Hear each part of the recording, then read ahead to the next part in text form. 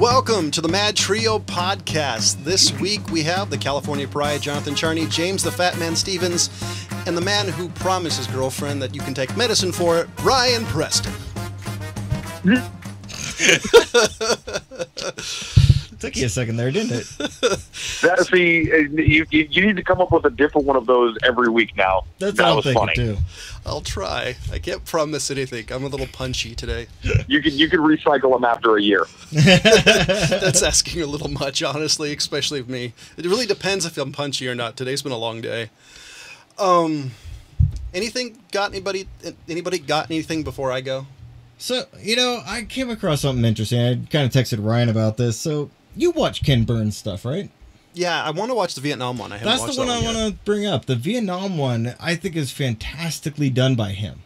And the thing I like about Ken Burns, and I talked to Ryan about this earlier this week before I figured I was going to bring this up, is I like his way of presenting the facts. I mean, there are conclusions that, some people he interviews are going to have, but he doesn't present it all from one side. He doesn't go at it like, this is what happened in America, this is why we went into Vietnam.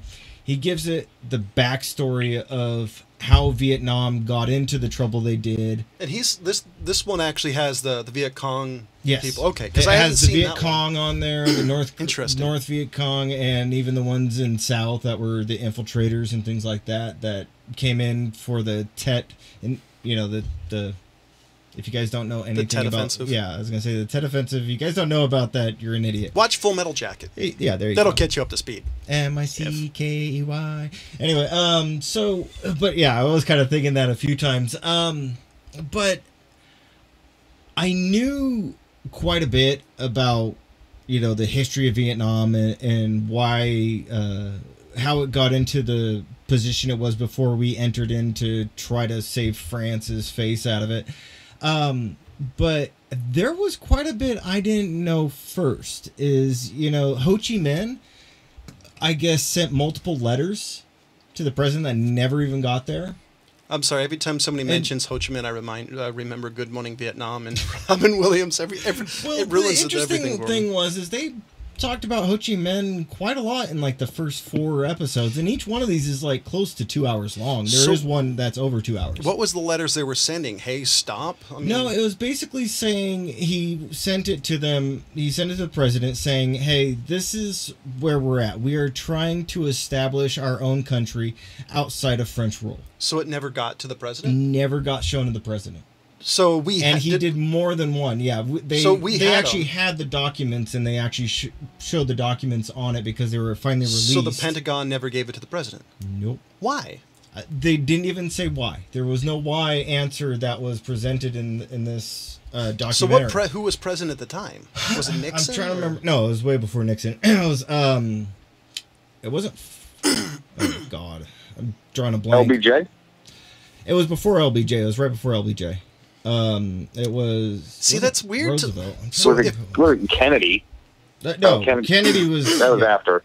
Yeah. Or that before. So I want because I'm curious to see if the person was like. And my phone is not going there. There we go. Like why they wouldn't tell the president. My only thought was the fact that the president probably would have said, "Okay, let's stop the war and let's help them." It's the only thing I could think of, and the Pentagon was probably so, "Hey, we can do it and kick ass." Here we go. I mean, what do you think, Ryan? I mean, until he looks it up. Well, I'll tell you, I don't know enough about Vietnam to speak any kind of intelligently on it. Nor do I do any other subject, by the way. Eisenhower, there you go. So, yeah, I was trying to remember who it was. But Eisenhower was the first one that had a letter sent to him from Ho Chi Minh, and it never came across his desk. And then the war started breaking out during Eisenhower and was in full force when Kennedy got in there. LBJ was the vice president, if you don't know what's going on, and he became after that. Of all people, and then it went into Nixon. Of all people, why not put it on Eisenhower's desk, who was an actual, a war general, a hero, a guy that would have gotten it? I don't get that. This is the amazing thing. So let's just do this. It was Eisenhower, Kennedy, LBJ, and then into Nixon. That's 4 presidents that this war went through. 4. Yeah. Well, I mean, that's almost what it is now. The insane thing to me is that in the United States, and that's what I brought up to Ryan is watching this entire documentary and how this thing played and came into being. I'm sitting here and I'm like, I've said this for years, but the war in the Middle East that we still are involved in, this is the same thing that I'm looking at Vietnam. Well, what's real fucked up about this one, though, this is the first war, I think, in modern history that we've ever been involved in, or I think that we've ever been involved in as a country, that the kids of people who fought in the war are going to go fight in that same war. Like, somebody who was born... I think Vietnam was like that, though, to some degree. Vietnam was 10 years. No, yeah. So people, my point is, I guess this is what I'm trying to say. People who were born during the war are actually going to fight in that war. No, because the war started in 2001. If you had a kid in 2001 in 2018, what I'm going to bring up is that you're wrong. Hold on. John's wrong right there. This started back in Desert Storm. No, he was still technically, that were raging in Desert Storm. But my point is, this war will be going on next year, and people who were born in 2001 are going to fight in the war that was going on when they were born. Well, that's crazy. What Ryan is specifically talking about is the current version of this war, which started, when the Twin Towers went down. But we can't. But yeah, the Twin Towers. But I'm pointing out the fact is that if we take Vietnam as a whole. This started right after 1945. When we stopped World War II, there were issues. That's when France and communism started in Vietnam. So that war was starting then. That's when Russia spread out and started invading other areas. China went over to communism. Russia went over to communism, and it turned into them infiltrating the Vietnam area and trying to take it over. And that's when the communism started. And France came in and said, hey, we're going to take this country and turn it into France. I would say 1948 is part of it. Is because that was 1948 is that 1948 is when Israel's were created. I think was one of the first fans, but the flames. But reality is, I mean, if you read the Bible, the Torah. And even some degree, from what I've read, of the Middle East war has been going on for hundreds and thousands of centuries. The Muslim book, I can never the Quran. The Quran. It was the fact it's been around since it's 2,000-3,000, if not 4,000 years old. What I'm bringing in is Western involvement. Is kind of what I'm stating is the Western involvement in Vietnam. 1900s and started further. In like the late 1940s. Yeah, you don't have to say right at 45, but. Now we were pretty much almost immediately in a Cold War with Russia after World War II. Actually, I would say it even kind of started before that because there was a race to Berlin that we lost. By the way, yeah, but for sure. The Russians got there first. It was still mostly about the arms race at that point, which obviously we got there first. Points to us, not like Not like it was a contest, but it was, Well, it was a contest of whose German Nazi was better. Well, I mean, but it was also against the scientists. All the scientists wanted to come to us. Well, yeah, exactly. We jacked a bunch of them. Everybody jacked a bunch of them. The rest of them apparently defected to Argentina and had a bunch of kids. But that's okay. So when Russia starts kind of going to all these other countries, sort of, kind of usurping what's ever going on over there, spreading, communism, because they were communists at the time, right? Vietnam or Russia? Russia. Yeah, Russia was communism right off the bat. So this would have been just kind of par for the course for them. Like, okay, we can't attack America directly, but we're going to just set up camp with all these other countries. Well, that's kind of what they did. And I mean, Vietnam even was going on with the Cambodia conflict too. If people don't know about that, go look that up. That happened. Was that the incident leading up to the Kent State deal with the Ohio? Are you talking about the Kent massacre? Yeah. The Kent shooting? Weren't they talking about the tent protesting specifically the Cambodia deal? Oh yeah. There was the Cambodian slaughter in the midst of Vietnam as well. But what I wanted to bring up the fact is that during Nixon's run, and some of you guys may remember this, some may not, but what I'm talking about is over in Iraq, is that and Nixon brought in the whole campaign of trying to educate some of the outside towns and villages in Vietnam by bringing in schools and teaching them, history and learning to read and write, which wasn't going on. We're doing the same thing not in Vietnam, but over in Iraq. There's been a lot of programs where we're trying to bring in education into them. Unfortunately, and then this is kind of a broad brushstroke, just to warn you guys. I think this is something we kind of inherited from Britain to be a little bit, because they kind of did that to the colonies too. Haiti, Jamaica. Yeah, we try to do it. The problem is the USSR at the time didn't really have the morals to do that. If you want to put it, it was America and England and some Western world, first world countries have a very moralistic way of looking at things. We're going to bring them up like we did Iraq. Let's give them democracy. Let's give them white bread. They'll be better for it. Yeah. Not everybody wants white bread and democracy. Some people want totalitarianism and rye bread. Yeah. So another interesting thing that I want to bring up too is this is over 40 years after Vietnam happened. This is the first time I've ever heard Vietnam vets talking openly about Vietnam. See, that is crazy to me, because we're a generation that grew up, we're one of those generations that grew up and you respected all the World War II vets, and the Vietnam vets you still had respect for, but you did not ask. Yeah, right. That was the thing, is you did not bring that one up. Yeah, I mean, Vietnam vets, you give them their respect, but you don't come up to them and ever ask them about Vietnam. Oh, by the way, what was it like? If you ever want to make a Vietnam vet smile, tell them welcome home. Yeah. Trust me on this one. I've done it personally. You'd be amazed the responses you get. I've gotten tears. I've come up to a few of them. Well, that's definitely something they didn't really get a whole lot of back in the day. I was talking with a few of them, and I would come up, and this is something that my brother said to me, and I know he said it to John, is to say welcome home. But there have been Vietnam vets that, I come up to and just kind of talk to them, say hi, talk to them. And even still, it's like you can tell in their eyes that you have to be very careful. And one of the guys who actually spent 2 tours over there. If you guys don't know what a tour was in Vietnam, that was 13 months straight for Marines. And he was talking about he came in. Travis Air Force Base is right down the street from us, or down the freeway.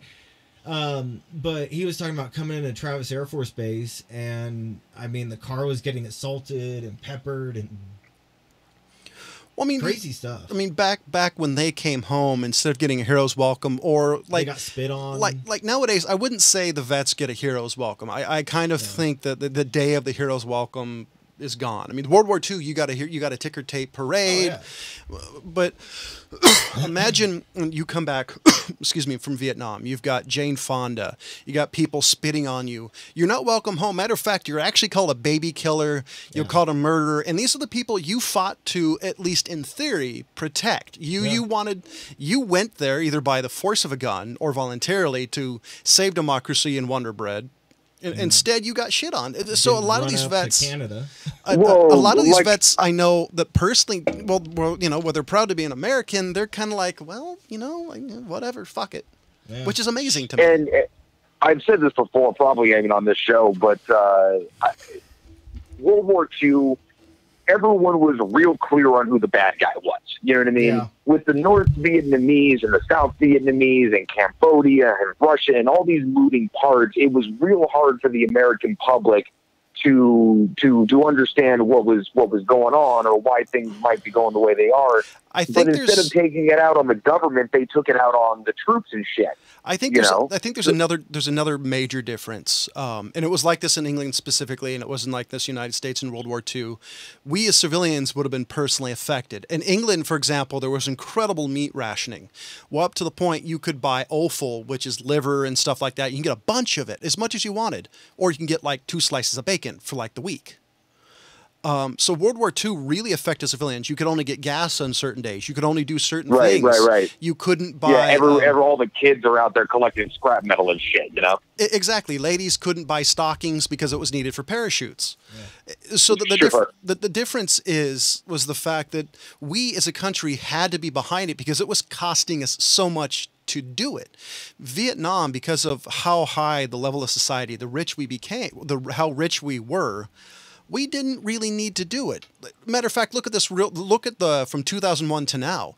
Where is the rationing? Where is this? Where's that? You could live your life literally without hearing anything about the war. That was part of the problem. The other issue is that in Vietnam, and Ryan kind of brought it up, is in the difference between World War II and Vietnam is, as he brought up, is there wasn't the black and white of this is your enemy, this is not your enemy. There was the VC, there was the VNA, there was a lot of different things that were going on. Well, we fought. We went in originally to stop an ideology. It was an ideological war. It was to stop communism because it was so evil. I mean, that was it. But then when we got there, and we started finding out that all the backstory, as I brought up, of the fact that Ho Chi Minh really wasn't a horrible guy. He really didn't want communism, to be honest. And the thing is that when he reached out to America and didn't get any response back other than them sending troops in, he just kind of looked at it as like, all right, screw it. Who else can I turn to? And he turned to China and Russia. I'm kind of curious why it never came to the desk. I mean, what was it, McNamara? Robert McNamara that didn't let that. Yeah, McNamara, I think was Secretary of State during that time, or at least during a good chunk of that time. So I would be curious on the reason why, because the person had to be a real warmonger. Because realistically, if I was president and I got that, I would be like, okay, we will stop this if you do this. We're going to assist you in this because it was. And that's the big issue. Like kind of like we're doing like North Korea. It's like we want to help you, but there are some things you have to do in good faith in order for us to do things. Well, the other thing is that there was the extremist Viet Cong, and then there were the non-extremist Viet Cong. That's everywhere though. But that's so what it was. And then there was also a lot of horrible policies, and part of the policy was you go into a town. And you come across a supply of rice, you poison the rice, and you burn the thatch huts. Was that the Viet Cong? No, that was an American policy. That was what the Americans were supposed to do. And there were many vets that said they walked into a town and saw that, all that was left were old men, women, and children. And you're saying you're going to come and kill their food and burn their homes? Are you kidding me? The policy guys don't have to look in these people's faces. The soldiers do. And too heavily. And then on top of that, you go into that town, you start burning the huts. What are the kids going to do? Screw this freaking American. I'm going to the Viet Cong. To paraphrase one of my favorite movies, a small band of people defending their home are worth, 1,000 men in armor. Yeah. When your back's against the wall, you really will do anything. Yeah. One of the reasons the Taliban is winning. Yeah. It's one of the reasons. That's probably the main reason we lost fucking Vietnam. Yeah, that's what I'm. There's no, the position. I've heard actually people have a position like, oh, we kind of won that war. I'm like, based on what? Well, it's the old thing in combat and in a war situation. You want the enemy to play your game, not the other way around. Because if they play your game, you're already a step ahead of them. One of the reasons we've all had that kind of fantasy thought of like, oh, just let a motherfucker try to invade this country. We're going to the fucking mattresses. You know what I mean? It's going to be pandemonium. We're handing 10-year-olds guns. Yeah. That's what it's like for them. Yeah. On a day-to-day, like, fuck it, we're digging tunnels. Let's do it. Yeah, and the Viet Cong didn't turn to China or Russia for arms for quite a few years, actually. They were picking up M16s off of dead American soldiers, and then they turned over to... I'm sorry, it probably did the same thing to the United States. It probably killed a bunch of VC in the process. Well, yeah, but what they switched over to was they went and said, well, we're not getting enough arms, so they turned over to China, and we're getting AKs and other things. But the other thing about Vietnam And I'm wondering if it's the same thing, but Nixon is quoted saying this. I haven't heard a quote from any of the current presidents for the war in the Middle East. Nixon is quoted saying, "I don't want to be the first president to lose a war." Yeah, I've heard that too. I mean, so what John is saying, we had that arrogance in our own thing of America doesn't lose and we're the good guys. Well, I mean, right. yeah. I mean, it was what's the term? It's this particular term for it. It's not it's almost a Pyrrhic victory, really. Oh. Not exactly what it's, but a Pyrrhic victory is basically the cost of victory is so much it's not a true victory. Yeah, and that's actually really what it was here for us. Well, there is, I think maybe like war of attrition. If anything. Yeah, it's War of the Roses. Pretty much that's part of one of the reasons. In Afghanistan, for example, almost nobody has won in that country is because they're doing guerrilla warfare. What they're doing is they're forcing the enemy to play their game. And so by doing that, the enemy is already off their foot. It's a tactical disadvantage to have to search through caves and do all this. Yeah. And oh, dude, I mean, top 5 worst job all time. You know what I mean? Definitely in the top 5. Fucking tunnel rat. Just Google tunnel rat if you're unfamiliar with that term, and listen to what these crazy bastards had to do. By the way, I've met a couple of them in real life who have talked a little bit about it. So, oh my God. Out of all the war period, 2 of the craziest people I've ever talked to personally is a ball turret gunner and a tunnel rat. Yeah. Oh, yeah. The ball turret gunners ain't no joke either. That's ridiculous. Yeah, if you don't know anything about a ball turret gunner, go read Andy Rooney's My War. My favorite thing about the ball turret gunners, so they were underneath the belly of was it B-17? B-17, yeah. The B-17, basically it's a giant motorized ball. They're supposed to wear a parachute, but you couldn't actually fit in there with a parachute. And you had to be small to get the job, too, by the way. Yeah. Watch the Memphis Belle. It actually does a pretty decent job explaining it. So pretty much what happened, if something happened and got dislodged, you'd fall to your death. It's fucking crazy. Or if the glass got shot. Because it's actually a glass bubble that you're in. Yeah, that's what I would aim for. Keep in mind, people are aiming for you. They're not just aiming for the plane; they're aiming for you. Yeah. It actually kind of reminds me, and excuse me, this is not a very political correct term. I don't remember. It reminds me of Smear the Queer as a kid, because you got the ball and everybody's aiming for your ass because they can see you. Yeah. Sorry, it's the only term. I don't know what else to call it. I'm an old guy. But yeah, that's fuck. And the tunnel rat guys are crazy because they're talking about you have a little flashlight and you've got a 45. Yeah. And just and you have to make zero noise, and you might run into some traps along the way. So hope you get some wet wipes. Imagine and go out in the middle of the forest with a flashlight at 12 o'clock at night, then turn it off. Okay, hold on. This actually reminded me of one of the Vietnam vets talking about the war.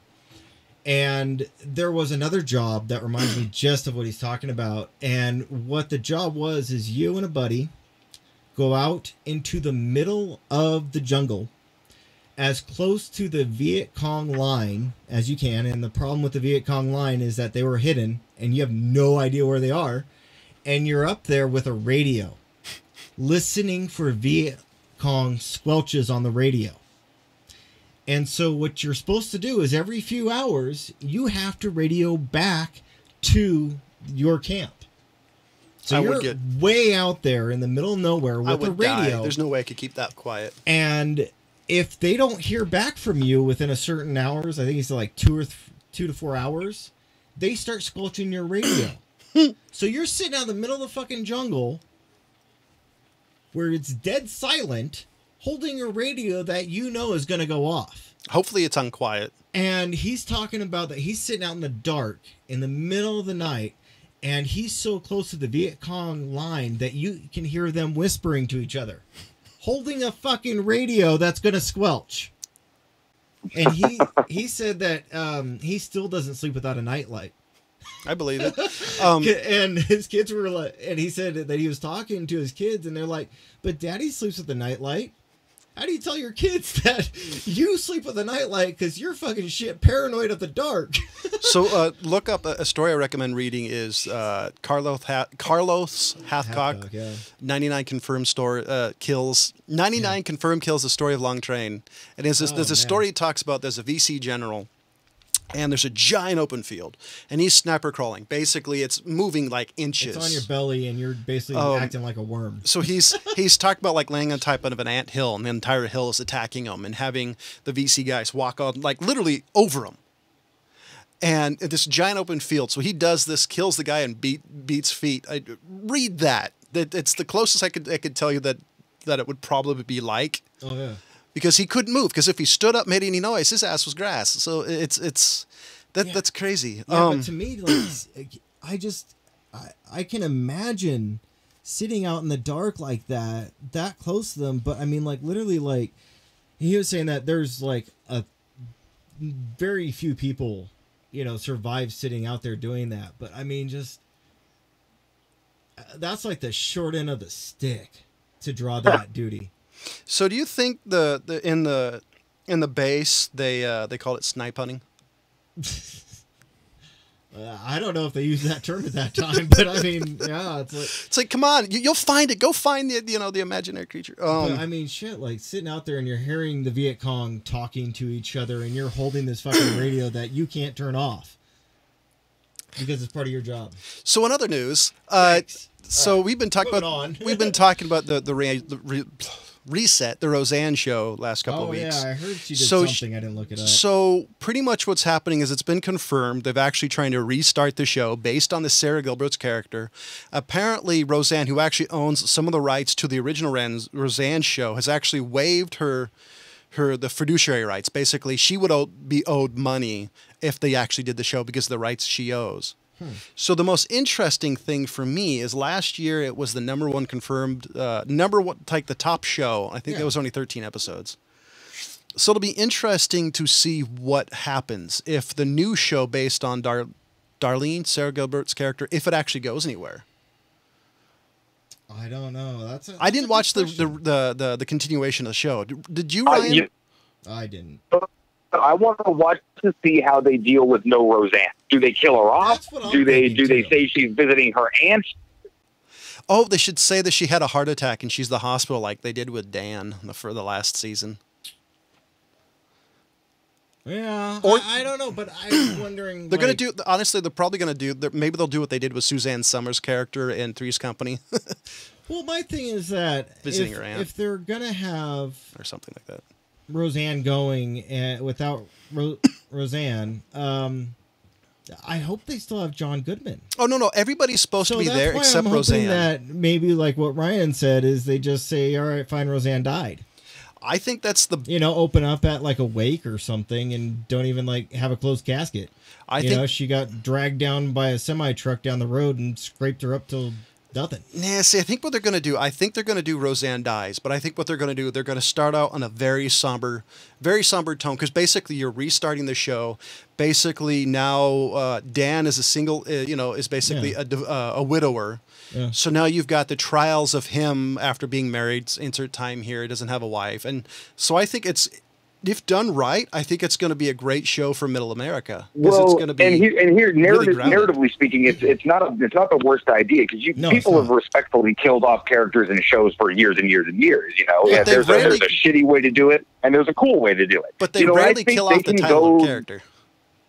But here's the thing: is I think they can go with a respectful, because it is the show losing the character, not just the actress losing her job. You know what I'm saying? So you could kill the character very respectfully and mourn the character because the character did mean something despite the actress's actions. You know what I'm saying? So I think that is the respectful way to go, honestly. No, I agree, and I actually think it's a great way to bring lifeblood into it. I think what they should do... You have to address it. That's the bottom line. They can't just gloss over it and be like, hey... never bringing her name up again. That'd be weird. So I think what they should do is some sort of, not ridiculous, not like a soap opera, but maybe she was in a car accident. She was doing something that you would do in everyday life, something that happens to everybody, or everybody does, and she dies. And they should have that in the opening. You know, the next scene, they're in, you know, like the hospital, or, you know, drag it out for an episode or two. That way you really get to ground everything into this is the new normal. Well, you know, yeah. And Ryan bringing up the killing off the character. I mean, one of my favorite ones that they ever did that with was the Christian Bale Batmans, where they killed Rachel Dawes. How they took Katie Holmes and switched her with, I'd have to pull up the other actress's character in The Dark Knight, and basically just killed that character off. Did they do that because of the actress? Yeah. Yeah, she didn't want to do it anymore. So that's why you didn't know that? That's why it became Maggie Gyllenhaal. I didn't know that. Yeah. Is it Maggie? I don't remember. Something Gyllenhaal? Jake something Gyllenhaal? No, sister? Maggie Gyllenhaal was the one that died. Yeah. Oh, yeah, was but she? it was still the Rachel Dawes character, and they killed it off because, Katie Holmes. So they had to have some. Oh no, it was originally Katie Holmes, no, and then wait. it became Maggie Gyllenhaal. Exactly. Yeah. So Maggie Gyllenhaal is the one who died playing the Rachel Dawes character in the second Christian Bale Batman series. But yeah, that's what they kind of do with that. Oh, my favorite quip about that, this is kind of a side note, on the last Mummy movie, the original character didn't come back, and there was a line about, you look different, or something like that. She's like, yeah, I feel like a whole new person. Which is that's a great way to do it. Yeah. So yeah, I'd be okay with them killing her off. I think, as John said, I think it's a great narrative. A great way to bring it in and kind of do a closure thing for Roseanne's debacle. And I do think the most important thing is, I think in television, middle America, every day, me and you, for example, are so underrepresented in television. I think this would be a great way to really ground it back into in my opinion, the base of the show is average people, because everybody loses a parent. Not everybody, but a lot of people have lost family because of like an accident or something tragic. Some racist comment. As long as it's based in real life, like not in a helicopter accident. She went ballooning and fell off. You know. You know what though? I gotta be honest with you, and you blame it on the Los Angeles in me, but I don't fucking want to see shows about regular fucking people. I watch goddamn television to get away from regular fucking people. I'm tired of regular people. I want to see superheroes and fucking American gods and shit like that. Yeah, you know, I don't think fucking care about race. It's the same reason I hated the fucking Andy Griffith show. Everyone looks at me like I'm crazy for hating Andy Griffith. Well, I think what people want to see is they want to see something that's obtainable for them, like Friends. Everybody knew it's a funny show, but nobody in real life would be able to live that lifestyle. So I think that's I want to see the elevated version of life. You know what I mean? Or a good cop drama. You know, I watch cop dramas because I'm not a cop. The Jeffersons. You want to see the Jeffersons? If I was a cop, I'd probably hate that shit. What they should do is bring back Adam 12. Let's have a good old fashioned police procedural that's with two guys roaming the streets of Los Angeles. I want to see the Rocker Files, where he goes around and blows up cars by shooting gas tanks.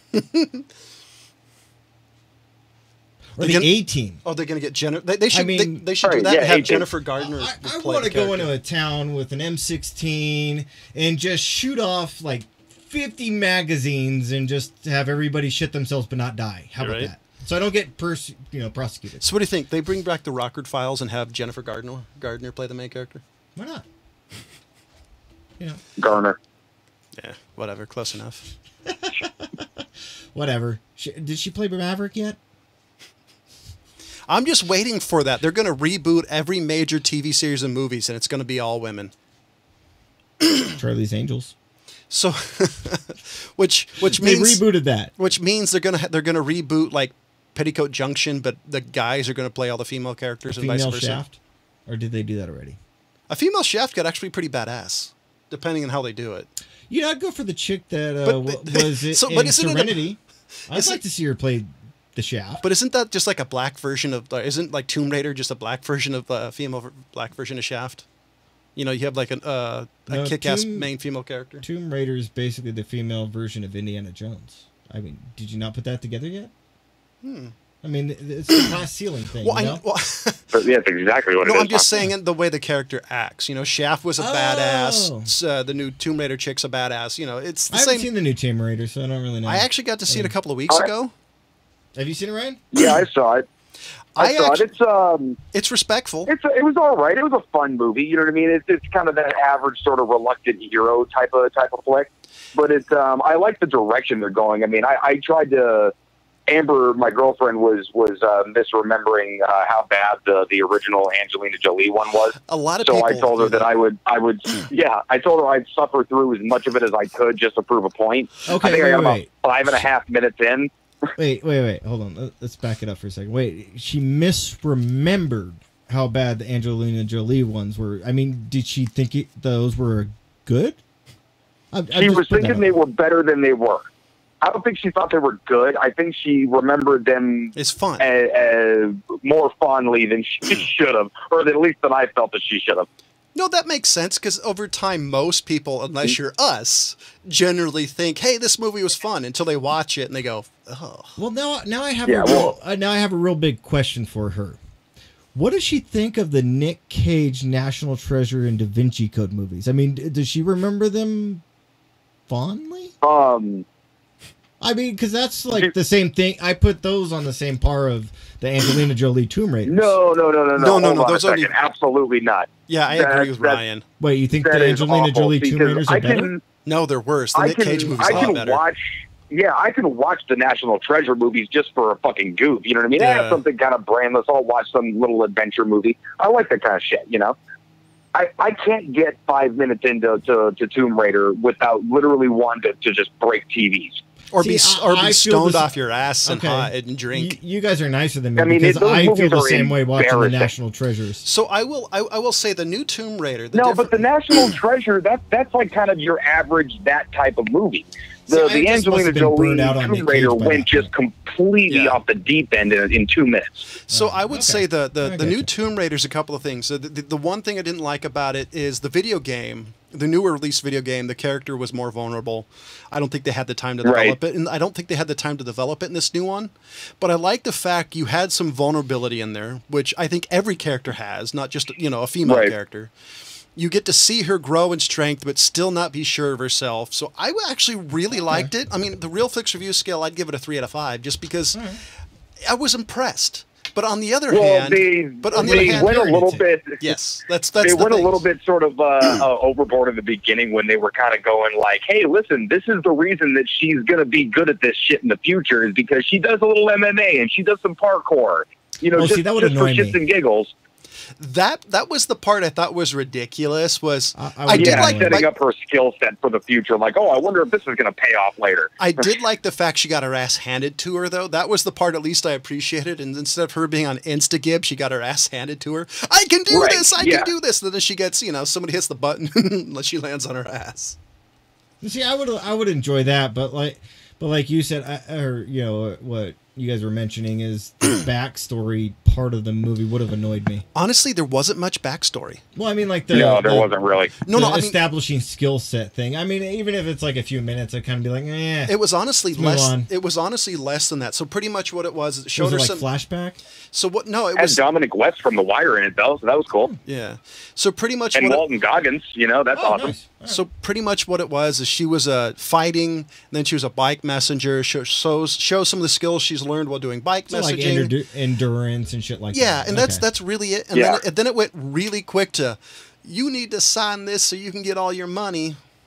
And then it's her trying to figure out what happened to her dad, and so the supposition of getting to like the background story was super quick. It was very quick. What was more annoying is kind of the Ken-esque dad. I gotcha. But no, I'm still gonna see it. I just it was actually really well done. And also, I don't want to give this away, but Johnny, you'll know what I'm talking about. Well, that doesn't matter. I give it away to James. He didn't give a shit. But they straight up ripped off The Rock. Oh, not Dwayne The Rock Johnson, but the movie The Rock. Oh, hell yeah, they did. Absolutely, completely ripped off. I'm like, dude, this is what the hell? How do you think? Where's Sean Connery? Oh no, he's there. Trust me. This was Nick Cage's moment. She robbed Nick Cage of his awesome moment. Oh no, nice. It's. I agree. But did she have the long flowing hair like he did? Almost. No, that's Con Air you're thinking of. I know. They're all the same to me. Honestly, that part Ryan's talked about was the only fucking thing that bothered me was that. I did not want that to happen. So that was kind of like, but everything else was pretty good. Even the twist at the end, I was like, I saw that coming, but at least they did it. They tried to swerve you. Yeah. It wasn't Right. actually bad. And I'm No. saying that about a Tomb Raider movie. I've never actually said that about a Tomb Raider movie. My description of the Tomb Raider movies is, it was fun. That's not even it for me. It's like, nope. Well, I'm the nice guy. I'm like, hey, I enjoyed it, but I most of the time I'd rather watch a Troma movie than most Angelina Jolie movies. Yeah, I mean, they say, hey, you want to watch Tomb Raider? I kind of just throw back at them. We want to watch National Treasure because I don't want on either. Yeah, and I have used that. That's why I brought the both up. Was that Ray? Which one? I'm trying to remember. I'm trying to picture her face in my head. Was that the chick that played Ray from Star Wars? Oh, you're talking about the Tomb Raider chick. Tomb Raider. I don't know. I don't know. I'd have to actually look. By the way, I would suggest making them watch Gone in 60 Seconds instead. I love that movie. I would rather watch that than any of those, and I don't like that movie either. Hold on. So Ryan, well, he's looking that up. You got anything? I don't think it is. Oh, maybe. That's No, weak. I don't Come think it on, is. Ryan. Of course, you asked me while I'm choking. Of course. Excuse me, No, I'm that's sure that not was annoying Ray. for- She's from the Ex Machina though. That's where I recognize it. Ex Machina? Oh, That's right. Shut up! You get to mispronounce right. shit and you don't let me. No, You but guys hear that? He's racist. He's not letting me mispronounce shit. I mean, she's That is also in racist. Giarda. No, I'm kidding. It's Giarda. Anyway, but yeah, that's where I would know her no, from. not is Ex Machina. necessarily. Damn, what was I gonna? There was something that I found semi-interesting Oh, God, during she's this in week, The but Man from apparently it Uncle. I wasn't haven't that good watched interesting. yet. Did you guys What? watch The Man from Uncle? No, I never watched The Man from Uncle. movie? Somebody told me it Yeah. sucked, and I kind of avoided it after that. I kind of wanted to see it. but I was with Ryan. I heard it was so bad that I shouldn't watch it. I'm like, okay. I didn't bother watching Well, it. you know but what? Here's I the forgot thing: is about that it. back in the day, I would have watched it just to see what was going on. But nowadays, like when I have so many things to choose from, the tiniest fucking thing will just hit me over the edge. Like, no, I guess I'll never watch that. Well, at this point, I just have so little time. Like, I've got maybe maybe an hour, maybe two to actually watch anything. So I'm very selective on what I watch.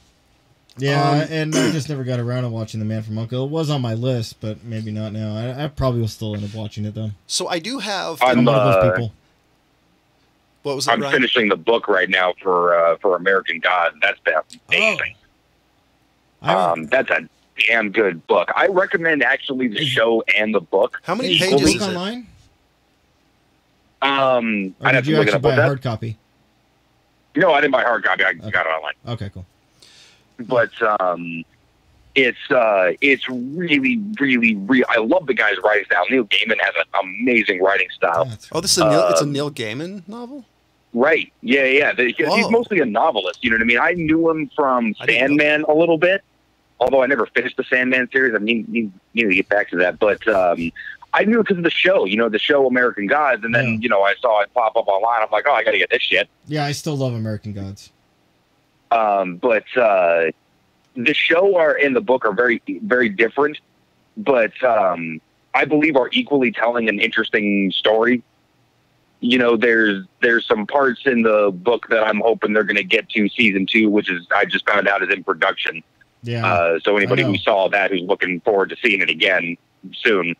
So I know I know him mainly for his books more than anything else. But so I was trying to look up what he wrote. So novels and children's books. So this is going to be really quick. Good Omens he wrote with Terry Pratchett, which is amazing. He wrote something with Terry Pratchett. Neverwhere, Stardust, American Gods in 2001. Caroline Ann's Boys, Anansi, Anansi Boys, Interworld, Graveyard Book. Believe it or not, the dude's an incredibly famous author for stuff that only a handful of people seem to know about. Yeah. Kind of seems Well, like because then he branched into the graphic novel thing with Sandman, and that kind of blew everybody's mind. The Terry Pratchett thing kind of amazes me because he's the guy who wrote Discworld, if I remember correctly. Right. Which is another famous, I think it's more of a young adult novel series. Actually, speaking of interesting comic books, Ryan, have you read Invincible? Invincible? No. Look up Invincible. It's a graphic novel Is it based by off of the Kirkman. Mark Wahlberg movie? No. It's not about the guy who got to play for the Philadelphia Eagles. It's not about Bruce Willis. No. No, that was Unbreakable. I know. Anyways, check out Invincible. It's a Kirkman, and it's just there's a few out already. I actually really like it. It's about basically a kind of superhero guy, but it's a very interesting story so far. I'm in like. Did you just fucking tell me to read a comic book about a superhero guy, and that's what you're giving me? Yeah. Okay. So up there with everything. I was going to say that's incredibly. I don't want to get into the story. I'll sure to make a note. I don't want to get into the story or the backstory of any of it because I want him to actually go and read it without any knowledge of it. I love that. That you basically. Okay, fair enough. You know what? I like being recommended things vaguely. Just cold, just like, hey, don't know anything about this. Just start it. I love that though. Find a comic book with a superhero. Yeah. There's zombie ones. I'm gonna pick up Booster Gold. New Barbarella type things. There's other comic books or graphic novels, as we refer to them now, that are out there. But you know what? I like getting into stuff every now and again. I don't do it as often as I probably would like to, but getting into stuff that I just don't know anything about it. Yeah. You know what I mean? I just saw one little image, and I'm like, I wonder what that is, and started watching. Hold on. I want to bring this up. So Ryan's introduction to, if you guys do not know what this stands for, go look it up. JTHM was me going to a comic book store and seeing this black book with the emblem on it, and me going, I'm buying that right now. And Ryan didn't really know what I was buying. He's like, what the hell are you buying? Read this. I'll give a horizontal hint. Invader Zim. That. Like I said, that's a horizontal hint. Yeah, there you go. But you can ask Ryan. What do you think of JTHM? It's awesome. Oh man, and going into that cold, just like, I wonder what this is going to be, and then just page by page, you're just like, I'm not putting this shit down. That's what this is. I bet the first page we're like, oh shit. Yeah. I keep trying to get fucking James over there to watch that show on AMC. Not AMC. Fuck is it? I found it on Amazon. I think it's an Amazon Prime original. Actually, come to think of it, called Patriot. Yeah. And I want you just to watch it, just not knowing anything about that. Just watch the first episode and go from there. Because I just came across that one day and was like, what's this? And like 3 days later, I'm like looking up when season 2 comes out, So if we're going to go off recommendations for like books or novels or whatnot, one of my favorite all-time manga is Dark Side Blues. There's a movie and the manga. They're both pretty amazing in my opinion. And the Vampire Hunter D novels, like the first 5, I really like. The rest, kind of give and take. I'd also recommend a couple of things if you're into anime. Grimgar of Fantasy and Ash is one of my favorites because it's an interesting take on that particular genre. I thought that was pretty neat. With being these are a few of my favorite things. Well, it's interesting. I've never seen one quite like the way it's done. So does anybody have anything else? Not off the top of my head, and we kind of went quite a bit. We actually ran for a while on that first topic. Yes. Ryan? Yeah, and I'm tired of talking to you fuckers. Yeah, shut the fuck up. No, I'm kidding. Faggot. Ladies and gentlemen, please. Whoa, hey, guy. Hey, you can't, don't get upset that I called you queer. Ladies and gentlemen, Real Flicks Reviews, the MadTrio show does not endorse anything that comes out of my mouth. That's a bingo. I'm going to have to rewrite that disclaimer. I've said it so much, Real Flicks Reviews just pops out. Yeah. We should really put the warnings at the beginning of these. I gotta make some sort of graphic. So, ladies and gentlemen, for Jonathan Charney, James Stevens, and Ryan, please give my condolences to your girlfriend. Fucking forgot my damn name for a second there, didn't he? Goodbye.